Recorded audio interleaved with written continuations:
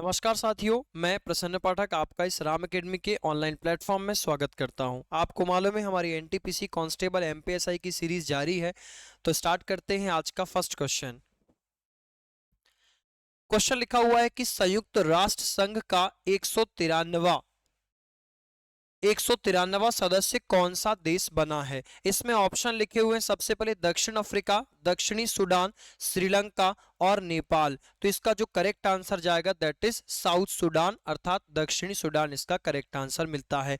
Discuss करते हैं संयुक्त राष्ट्र संघ के बारे में। इसका जो फुल फॉर्म होता है यूनाइटेड नेशन ऑर्गेनाइजेशन, जो यूएनओ है उसकी स्थापना यूएनओ की स्थापना 24 अक्टूबर 1945 में की गई। इसमें इसीलिए हम यूएनओ डे जो हम सेलिब्रेट करते हैं वो 24 अक्टूबर को सेलिब्रेट करते हैं। तो बात करते हैं 193rd जो देश बना है ये साउथ सूडान बना है। हमारा जो भारत जो था वो यूएनओ के स्थापना के समय संस्थापक सदस्य देश में से शामिल था। इसका जो मुख्य उद्देश्य है वैश्विक स्तर पर शांति एवं सुरक्षा बनाए रखना होता है। Next question. क्वेश्चन लिखा हुआ है कि संघ की राजभाषा का वर्णन किस अनुच्छेद में वर्णित है। इसके ऑप्शन लिखे हुए हैं 345 है, 348 है, 343 है और 340 है। तो इसका जो करेक्ट आंसर मिलता है that is answer number C 343। अनुच्छेद 343 में भारत की राजकीय भाषा का प्रावधान किया गया है। ध्यान रखिएगा भारत की राष्ट्रीय भाषा नहीं है none of the national language of India, but official language of India is Hindi. Bharat की जो राजकीय भाषा है वो हिंदी है। 14 सितंबर 1949 को कॉन्स्टिट्यूएंट असेंबली अर्थात संविधान सभा के द्वारा हिंदी को राजकीय भाषा अपनाया गया। एक यहाँ पे आर्टिकल लिखा हुआ है 348, बहुत इंपॉर्टेंट आर्टिकल है आपके लिए। अनुच्छेद 348, सुप्रीम कोर्ट या फिर हाई कोर्ट के द्वारा जो भी भाषा प्रयोग की जाएगी वो इंग्लिश यूज की जाती है। क्यों? क्योंकि भारत की जो प्रथम भाषा है, फर्स्ट लैंग्वेज जो है वो हिंदी है और सेकेंड लैंग्वेज हम कंसिडर करते हैं इंग्लिश को। क्यों? उसके पीछे रीजन आपको बता रहा हूँ। हमारे भारत में डाइवर्सिटीज है, विविधता है। यदि आप नॉर्थ में जाते हो, यदि आप जम्मू कश्मीर में जाते हो तो यहाँ का व्यक्ति या तो उर्दू बोलता है या तो इंग्लिश बोलता है। यदि अरुणाचल प्रदेश आप जाते हो तो यहाँ का व्यक्ति या तो अरुणिया बोलता है या तो इंग्लिश बोलता है। गुजरात का व्यक्ति या तो गुजराती बोलता है या तो इंग्लिश बोलता है। तमिलनाडु का व्यक्ति या तो तमिल बोलता है या तो इंग्लिश बोलता है। इसका मतलब जो सेकेंड लैंग्वेज को कॉमन देखा गया, इसलिए आर्टिकल नंबर 348 में लिखा हुआ है कि भारत में या फिर सुप्रीम कोर्ट, हाई कोर्ट में जो भी भाषा प्रयोग की जाएगी वो हमेशा इंग्लिश होगी। लेकिन यहाँ पर इसका जो करेक्ट आंसर मिलता है संघ की राजभाषा official language of union is Hindi, ये लिखा हुआ है आर्टिकल नंबर 343 में। Next question. क्वेश्चन लिखा हुआ है कि अंतरराष्ट्रीय मानवाधिकार दिवस कब मनाया जाता है, इंटरनेशनल ह्यूमन राइट्स डे कब सेलिब्रेट करते हैं। तो इसके ऑप्शन लिखे हुए हैं 5 दिसंबर, 6 दिसंबर, 7 दिसंबर और 10 दिसंबर। तो इसका जो करेक्ट आंसर मिलेगा that is option number D, 10 दिसंबर को मिलता है। ध्यान रखिएगा यूएनओ के द्वारा पहली बार 10 दिसंबर 1948 को पहली बार मानव अधिकार को प्रस्तुत किया गया था। इनका जो मुख्य उद्देश्य था वो प्रत्येक नागरिक को अपने मौलिक अधिकारों के बारे में अवेयरनेस करना था, जागरूकता फैलाना था। इसीलिए 10 दिसंबर को अंतरराष्ट्रीय मानवाधिकार दिवस मनाते हैं। बहुत इंपॉर्टेंट है आपके लिए 6 दिसंबर। 6 दिसंबर 1956 यदि डिस्कस करते हैं, 6 दिसंबर 1956 को डॉक्टर अंबेडकर जी की मृत्यु हुई थी और इसी दिन हम महापरिनिर्वाण दिवस भी मनाते हैं। क्यों? क्योंकि मैंने आपको बताया था डॉक्टर अंबेडकर जी ने 1952 में बुद्धिज्म धर्म अर्थात बौद्ध धर्म को अपना लिया था, इसलिए बौद्ध धर्म में मृत्यु को महापरिनिर्वाण के नाम से जाना जाता है। तो 6 दिसंबर को हम मनाते हैं महापरिनिर्वाण दिवस। 1 दिसंबर के बारे में यदि डिस्कस करते हैं तो 1 दिसंबर को आप मनाते हो एड्स दिवस। एड्स दिवस मनाते हैं। 2 दिसंबर को ध्यान रखिएगा कंप्यूटर लिटरेसी डे मनाते हैं, अर्थात कंप्यूटर साक्षरता दिवस मनाते हैं। देश का पहला राज्य या देश का पहला जिला कौन सा था जो कंप्यूटरीकृत है, ये आपको कमेंट सेक्शन में आंसर बताना है कि first computerised district of India, आपको कमेंट सेक्शन में आंसर बताना है। 3 दिसंबर के बारे में डिस्कस करते हैं तो 3 दिसंबर को मनाते हैं हैंडीकैप्ड डे अर्थात विकलांग दिवस मनाते हैं। तो इसका जो करेक्ट आंसर हो जाएगा 10 दिसंबर को मानवाधिकार दिवस के रूप में मनाया जाता है। Next question. क्वेश्चन लिखा हुआ कि काजीरंगा राष्ट्रीय उद्यान किस राज्य में स्थित है? Kaziranga national park located in which state? इसमें ऑप्शन लिखे हुए हैं, सबसे पहले असम है, वेस्ट बंगाल, मध्य प्रदेश और बिहार।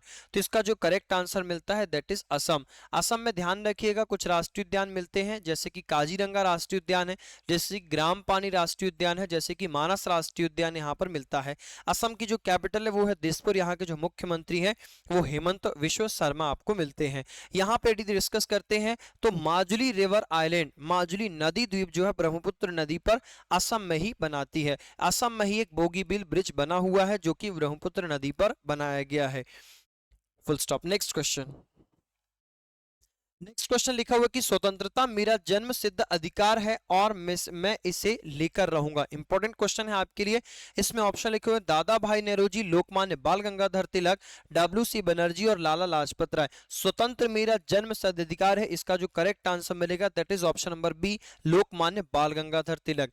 आपको आर्यंस के बारे में डिस्कस कराएंगे। ऐसा प्रिडिक्शन है आर्यन जो आए हुए थे आज भी कहीं ना कहीं कॉन्ट्रोवर्शियल है। कुछ विद्वान जो है अपने हिसाब से विचार रखते हैं। जैसे सबसे पहले हमारे यहाँ पर लोकमान्य बाल गंगाधर तिलक ने कहा था कि आर्य जो थे वो उत्तरी ध्रुव से आए हुए थे, अर्थात नॉर्थ पोल से आए हुए थे। ये उत्तरी ध्रुव कहाँ पर पड़ता है तो आपको मालूम होना चाहिए। जैसे ये ग्लोब है, ये है विषुवत रेखा, ये है 23.5 डिग्री नॉर्थ अर्थात ट्रॉपिक ऑफ कैंसर जिसको हम कर्क रेखा कहते हैं। फिर उसके ऊपर पड़ता है ट्रॉपिक ऑफ 66.5 जिसको हम बोलते हैं ट्रॉपिक ऑफ आर्कटिक लाइन, और इसके जो ऊपर वाला पोर्शन पड़ता है इसको हम बोलते हैं पोल। ये ट्रॉपिक ऑफ इक्वेटर के ऊपर है इसलिए हमने इसको नाम दे दिया नॉर्थ पोल। तो यहाँ पे जो ध्रुव पड़ता है इसी को कहलाते हैं पोल। अर्थात बाल गंगाधर तिलक के अनुसार ऐसा माना गया कि हमारे यहाँ पर जो आर्य आए हुए थे वो उत्तरी ध्रुव से आए हुए थे। Aryans came to first time India, that's why it is also known as, इसलिए हम भारत को आर्यावर्त के नाम से भी जानते हैं। Next question. क्वेश्चन लिखा हुआ है कि रामायण में कुल कितने कांड हैं? हाउ मेनी कांड या फिर how many cantos are in Ramayana? तो इसमें सबसे पहले ऑप्शन मिलता है 5 है, 6 है, 7 है और 9 है। तो इसका जो करेक्ट आंसर मिलता है दैट इज सी। इसमें बस आपको एक छोटी सी ट्रिक बता रहा हूं, ध्यान रखिएगा। बक्सालू सबसे पहले बाल कांड मिलता है, फिर उसके बाद अयोध्या कांड, फिर अरण्या कांड, किष्किंधा कांड, सुंदर कांड, लंका कांड और उत्तरकांड। इसका जो सबसे बड़ा कांड मिलता है, यदि सबसे बड़ा कांड के बारे में डिस्कस करते हैं तो वो बाल कांड मिलता है, और सबसे छोटा कांड जो आपको मिलेगा ये मिलेगा किष्किंधा कांड। Next question. क्वेश्चन लिखा हुआ कि बैक टू वेदास पुस्तक किसने किसके द्वारा लिखी गई है? Who wrote the book back to Vedas? इसमें ऑप्शन लिखे हुए हैं लोकमान्य बाल गंगाधर तिलक, डब्ल्यू.सी. बनर्जी, महर्षि दयानंद और लास्ट है लाला लाजपत राय। तो इसका जो करेक्ट आंसर मिलता है स्वामी दयानंद सरस्वती के द्वारा बैक टू वेदास अर्थात वेदों की ओर लौटो पुस्तक लिखी गई है। एक स्टेटमेंट मिलता है वेदों की ओर लौटो, किसने स्टेटमेंट दिया है? तो ये मिलेंगे दयानंद सरस्वती। लेकिन एक और स्टेटमेंट मिलता है वेदों की ओर लौटो ना कि वैदिक काल की ओर। ये जो कथन है ये अरविंद घोष के द्वारा दिया गया स्टेटमेंट है। Next question. नेक्स्ट क्वेश्चन लिखा हुआ है कि भारत में किस वर्ष एलपीजी की शुरुआत की गई? In which year LPG was introduced? तो एलपीजी का जो फुल फॉर्म होता है वो लिबरलाइजेशन, प्राइवेटाइजेशन और ग्लोबलाइजेशन, अर्थात सबसे पहले होता है उदारीकरण, नेक्स्ट होता है निजीकरण और तीसरा होता है वैश्वीकरण। तो इसकी जो शुरुआत थी पहली बार 1991 में किया गया था, 1991 में किया गया था। 1991 के बारे में डिस्कस करते हैं तो यहाँ पर जो प्रधानमंत्री थे वो थे पीवी नरसिम्हा राव, और यहाँ पर जो फाइनेंस मिनिस्टर अर्थात वित्त मंत्री जो थे वो डॉक्टर मनमोहन सिंह थे। Next question. मनमोहन सिंह के बारे में यदि आपको थोड़ा सा कुछ बता दूं तो इनका जो पीरियड ऑफ टाइम था वो 2004 से लेकर 2014 तक के बीच में प्रधानमंत्री थे। भारत के पहले सिख प्रधानमंत्री के रूप में इनको जाना जाता है। इन्हीं के टेन्योर में 2005 में आरटीआई की शुरुआत की गई थी, सूचना का अधिकार जारी किया गया था। इन्हीं के समय 2010 में शिक्षा का अधिकार अर्थात आरटीई जारी किया गया था। Next question. नेक्स्ट क्वेश्चन लिखा हुआ है कि हुंड्रू जलप्रपात किस नदी पर स्थित है? Hundru waterfall located on which river? तो इसमें सबसे पहले ऑप्शन लिखा हुआ है गोदावरी रिवर है, कावेरी रिवर है, स्वर्ण रेखा नदी है और कृष्णा नदी है। तो इसका जो करेक्ट आंसर मिलता है that is option number C, Swarnarekha नदी पर मिलता है। Next question. नेक्स्ट क्वेश्चन लिखा हुआ है कि भारत में साइमन कमीशन आने के पूर्व कौन सी घटना हुई थी। इंपॉर्टेंट क्वेश्चन है आपके लिए। साइमन कमीशन के बारे में यदि डिस्कस करा दूं पहले आपको, तो साइमन कमीशन जो सबसे पहले इसके जो एस्टैब्लिशमेंट किया गया था जॉर्ज साइमन की अध्यक्षता में 1927 में ब्रिटेन में किया गया था। लेकिन उसके बाद जब ये भारत आता है तो 1928 में भारत आएगा। इसके ऑप्शन लिखे हुए सबसे पहले भारत छोड़ो आंदोलन अर्थात क्विट इंडिया मूवमेंट। ये जो भारत छोड़ो आंदोलन था ये 8 अगस्त 1942 को होता है, 8 ऑफ अगस्त 1942। नेक्स्ट कांग्रेस का त्रिपुरी अधिवेशन ये होगा 1939 में। काकोरी कांड के बारे में यदि काकोरी कॉन्स्पिरेसी डिस्कस करते हैं तो 1925 में, या इनमें से सभी। तो इसका जो करेक्ट आंसर मिलेगा that is option number C, Kakori conspiracy इसके पहले हो चुकी थी। क्योंकि आपको मैंने बताया साइमन कमीशन जो था वो भारत में 1928 में लाया गया और इसके पूर्व की जो घटना है वो है काकोरी कॉन्स्पिरेसी। काकोरी एक रेलवे स्टेशन में यहाँ पर जैसे अशफाक उल्ला खां हो गए, राम प्रसाद बिस्मिल, ऐसे बहुत सारे कैंडिडेट्स थे जिन्होंने एक यहाँ पर एक इंसिडेंट ऐसा तैयार कराया कि बीच में लखनऊ के पास काकोरी नामक रेलवे स्टेशन पर एक ट्रेन को लूट लिए। ध्यान रखिएगा भारत के पहले मुस्लिम क्रांतिकारी जिन्होंने अपनी स्वतंत्रता के लिए फांसी पर चढ़े वो थे अशफाक उल्ला खान। तो ये जो काकोरी कॉन्स्पिरेसी हुई थी ये हुई थी 9 अगस्त 1925 में। और कांग्रेस का जो त्रिपुरी अधिवेशन था जबलपुर में इसको आयोजित किया गया था जिसकी अध्यक्षता सुभाष चंद्र बोस के द्वारा की गई थी। ये 1939 में किया गया था और भारत छोड़ो आंदोलन की जो शुरुआत थी वो 8 अगस्त 1942 में किया गया था। इसलिए क्वेश्चन आता है कि किस क्रांति को या किस आंदोलन को अगस्त क्रांति के नाम से भी जानते हैं, अगस्त रेवोल्यूशन के नाम से भी जानते हैं, तो वो मिलता है भारत छोड़ो आंदोलन में, अर्थात क्विट इंडिया मूवमेंट को हम अगस्त रेवोल्यूशन के नाम से भी जानते हैं। Next question. क्वेश्चन लिखा हुआ है कि कुतुब मीनार की 5वीं मंजिल का पुनर्निर्माण किस शासक के द्वारा कराया गया था। इसमें ऑप्शन लिखे हुए हैं फिरोज शाह तुगलक, गयासुद्दीन तुगलक, इल्तुतमिश और कुतुबुद्दीन ऐबक। तो आपको इसका जो करेक्ट आंसर मिलेगा that is option number A, Firoz Shah Tughlaq अर्थात एफएसटी ने इसका रीइनॉग्रेट कराया था। कुतुब मीनार के बारे में डिस्कस करते हैं तो कुतुब मीनार की जो सबसे पहले फाउंडेशन था, जो नींव जो थी वो कुतुबुद्दीन ऐबक के द्वारा रखी गई थी, अपने गुरु कुतुबुद्दीन बख्तियार काकी की याद में रखी गई थी। फिर उसके बाद इल्तुतमिश ने कुतुब मीनार को पूर्ण कराया, मतलब कुतुब मीनार को जो कंप्लीट करने का श्रेय जो जाता है वो इल्तुतमिश को जाता है। नेक्स्ट कुतुब मीनार के में 5वीं मंजिल का जो पुनर्निर्माण कराएगा वो फिरोज शाह तुगलक के द्वारा कराया जाएगा। क्यों? क्योंकि जब फिरोज शाह तुगलक का टेन्योर चल रहा था, कार्यकाल चल रहा था, उसी समय कुतुब मीनार की 5वीं मंजिल में बिजली गिर गई थी, तो बिजली के गिर जाने से इसका जो इनॉग्रेशन था वो एफएसटी के द्वारा कराया गया। Next question. क्वेश्चन लिखा हुआ है कि मुंबई में पहली सूती कपड़ा मिल की स्थापना किस वर्ष की गई थी। इंपॉर्टेंट क्वेश्चन है आपके लिए। आपको मालूम है मुंबई को आधुनिक सूती वस्त्र की राजधानी के नाम से भी जाना जाता है और इंदौर को मिनी मुंबई भी कहते हैं। तो इसमें जो ऑप्शन लिखा हुआ है सबसे पहले 1856 है, 1854 है, 1900 और 1971 है। तो इसका जो करेक्ट आंसर मिलता है दैट इज 1854। कवासी डाबर के द्वारा पहली बार मुंबई में आधुनिक सूती वस्त्र मिल की स्थापना की गई थी। कॉटन टेक्सटाइल के बारे में डिस्कस करते हैं। मैनचेस्टर, जैसे मैंने उस दिन आपको बताया था, भारत का मैनचेस्टर जो कहते हैं वो अहमदाबाद को कहते हैं, उत्तर भारत का मैनचेस्टर कानपुर को कहते हैं और दक्षिण भारत का जो मैनचेस्टर है वो हम कोयम्बटूर को कहते हैं। Next question. क्वेश्चन लिखा हुआ है कि अंगूर की खेती को किस नाम से जानते हैं। फैक्ट के रूप में इंपॉर्टेंट क्वेश्चन है आपके लिए। वनडे एग्जाम में अधिकतर ऐसे क्वेश्चन एमपी पुलिस पूछ लेता है। तो सबसे पहले लिखा हुआ अंगूर की खेती के लिए, इसमें ऑप्शन है sericulture, pisciculture, viticulture, none of the above. तो इसका जो करेक्ट आंसर मिलता है that is viticulture. Next question.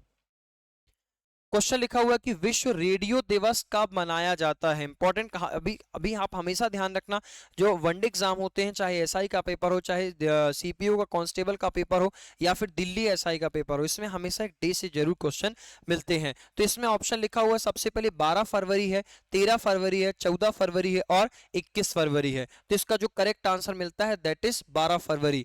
तो 13 फरवरी के बारे में डिस्कस करते हैं यदि, तो 13 फरवरी को, 13 फरवरी 1879 को सरोजिनी नायडू का जन्म हुआ था और सरोजिनी नायडू की याद में हम 13 फरवरी को मनाते हैं राष्ट्रीय महिला दिवस। Next question. नेक्स्ट क्वेश्चन लिखा हुआ कि संवाद कौमुदी नामक पत्रिका का प्रकाशन किसके द्वारा किया गया था। इंपॉर्टेंट क्वेश्चन है आपके लिए। तो इसमें ऑप्शन लिखा हुआ है दयानंद सरस्वती है, राजा राम मोहन राय है, स्वामी विवेकानंद है और बाल गंगाधर तिलक है। तो इसका जो करेक्ट आंसर मिलेगा that is option number B, Raja Ram Mohan Roy मिलता है। Next question. यहाँ पे आपने देखा राजा राम मोहन राय, राजा राम मोहन राय से एक क्वेश्चन आता है कि राम मोहन राय को राजा की उपाधि किसने दिया, तो ये अकबर सेकेंड अर्थात अकबर द्वितीय के द्वारा, अकबर द्वितीय के द्वारा राम मोहन राय को राजा की उपाधि दी गई थी। नेक्स्ट क्वेश्चन, क्वेश्चन लिखा हुआ कि वारली चित्रकला का संबंध किस राज्य से है, इंपॉर्टेंट क्वेश्चन है। इसमें ऑप्शन लिखे हुए हैं महाराष्ट्र है, गोवा है, तमिलनाडु है और तेलंगाना है। तो इसका जो करेक्ट आंसर मिलता है दैट इज ऑप्शन नंबर ए, महाराष्ट्र में मिलता है। महाराष्ट्र की यदि कैपिटल के बारे में डिस्कस करते हैं तो मुंबई है। यहाँ की जो मुख्यमंत्री हैं वो है देवेंद्र फडणवीस है। ठीक है, यहाँ पे जैसे आपको बता दें महाराष्ट्र मुंबई, मुंबई को मैंने आपको बताया आधुनिक वस्तु की राजधानी भी कहते हैं। यहाँ पर पेंच राष्ट्रीय उद्यान भी है, यहाँ पर लावड़ी राष्ट्रीय उद्यान भी है, तमसा राष्ट्रीय उद्यान भी आपको मिलेगा। गोदावरी के यहाँ से जो नदी का उद्गम होता है वो त्र्यंबकेश्वर से निकलती है, त्र्यंबकेश्वर महाराष्ट्र में आता है। महाराष्ट्र के बारे में डिस्कस करते हैं। महाराष्ट्र में एक नागपुर प्लेस पड़ती है, नागपुर में बाबा साहिब अम्बेडकर इंटरनेशनल एयरपोर्ट भी यहीं पर स्थित है। नेक्स्ट क्वेश्चन, क्वेश्चन लिखा हुआ कि हवा महल स्मारक कहां पर स्थित है, इसके ऑप्शन लिखे हुए हैं। सबसे पहले राजस्थान है, गुजरात है, महाराष्ट्र है और मध्य प्रदेश है। तो इसका जो करेक्ट आंसर मिलता है दैट इज ऑप्शन नंबर ए, राजस्थान में मिलेगा। नेक्स्ट क्वेश्चन, नेक्स्ट क्वेश्चन लिखा हुआ है कि भारत में वन संरक्षण अधिनियम किस वर्ष लाया गया था।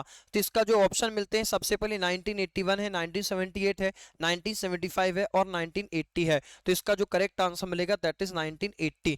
वर्ष 1980 में यहाँ पर प्रधानमंत्री थी इंदिरा गांधी और इंदिरा गांधी के टेन्योर पे ही यहाँ पर सबसे पहले वन संरक्षण अधिनियम अर्थात फॉरेस्ट कंजर्वेशन एक्ट की शुरुआत की गई थी। नेक्स्ट क्वेश्चन,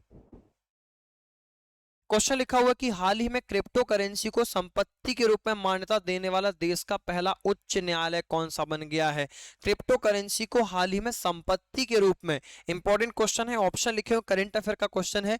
तो इसमें ऑप्शन है मद्रास है, मुंबई है, दिल्ली है और चेन्नई है। तो इसका जो करेक्ट आंसर मिलता है दैट इज मद्रास हाईकोर्ट के द्वारा क्रिप्टो करेंसी के रूप में मान्यता देने वाला देश का पहला उच्च न्यायालय बन गया है। नेक्स्ट क्वेश्चन, क्वेश्चन लिखा हुआ कि हाल ही में विश्व मानसिक स्वास्थ्य दिवस कब मनाया जाएगा या मनाया जाता है। तो इसमें ऑप्शन लिखे हुए हैं सबसे पहले 5 अक्टूबर, 8 अक्टूबर, 10 अक्टूबर और 11 अक्टूबर। तो इसका जो करेक्ट आंसर मिलता है that is option number C, 10 अक्टूबर को मनाया जाता है। ये थे आज आपके क्वेश्चन। प्रयास करेंगे कि पूरे क्वेश्चंस को एक बार वापस रिवाइज करते रहिए, प्रैक्टिस करते रहिए। थैंक यू, जय हिंद।